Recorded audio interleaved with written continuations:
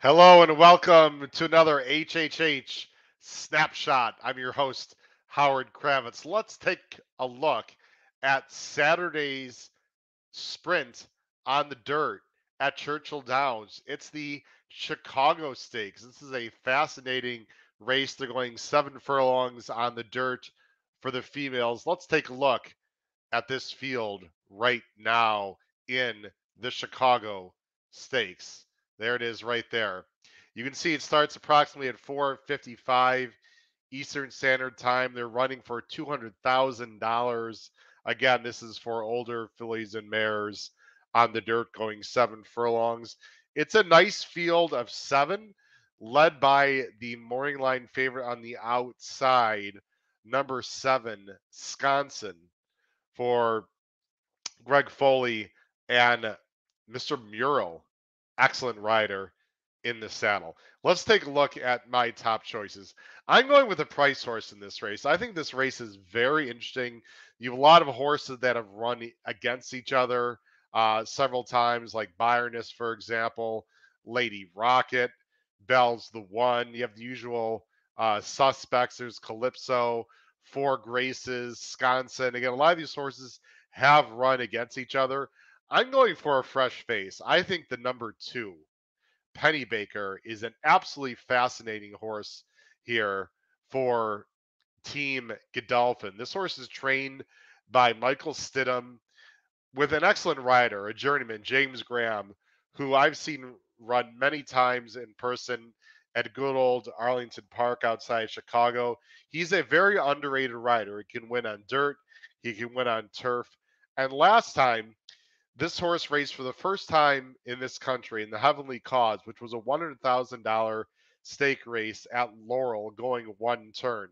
Let's go ahead and take just a little bit a look at this race. Now, she was bet in this race. She's the 11 horse in this race. You can see she's be breaking right there from the outside. Broke okay, not great. You see she's in the blue Godolphin silks. There's a lot of things I liked about this race. First of all, she rated very kindly. She was in between horses.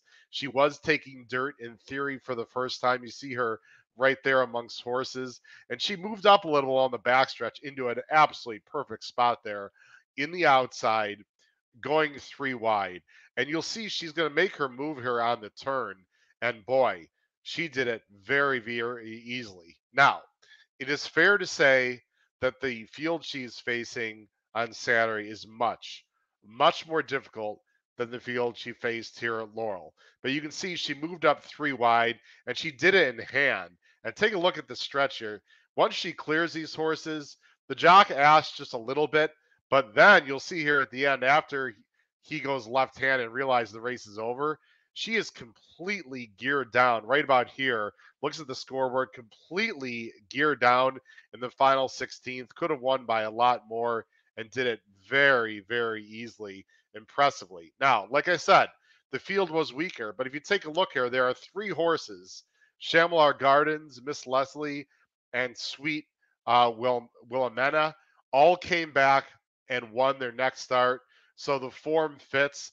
I think Penny Baker is interesting. She's just getting good. She's the fresh face. Perhaps she's going to get bet down off this 8-1 morning line. Will be the quote unquote wise guy horse in this race. But I think she's going to sit off of my second choice here, Lady Rocket. Lady Rocket is 5-2 morning line. She's been a bit disappointing in her first 2 starts of 2022 for Excellent Connections, Brad Cox, Ricardo Santana, for Ted Strike Racing, and Frank Fletcher. But she does have excuses. She's been in the mud in her first 2 starts. She was pressed to a very, very fast pace in her first start of 22 at Keeneland and still hung on okay. And then last time at Belmont, I think a mile is just too far. Again, she was pressed a bit and lost to a very nice field, which includes Search Results and Royal Flag. I think she's controlling speed here. I would need a little more than 5-2, but I think she's going to go to the lead and has a big shot to wire the field in this spot. My third choice, and perhaps I'm getting a little bit too cute with not having this particular horse in first or second, is Sconsin. She fits very well. She's 2-1 morning line. She's probably going to go off the favorite.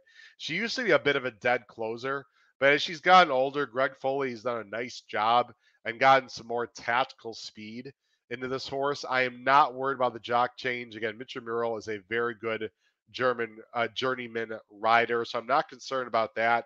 She was up close last time to a slower pace and did it well. She is the horse to beat, but not by much, and I think she's going to be overbet.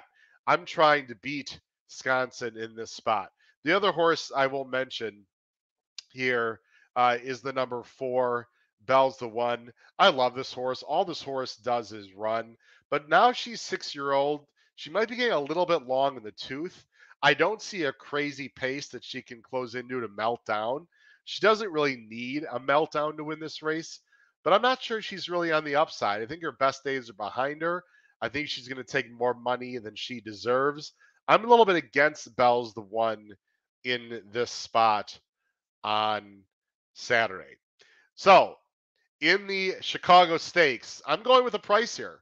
The fresh face, I'm going with the Godolphin horse, number 2, Penny Baker, who is 8-1 morning line. I think she's going to stalk and pounce. I love her upside.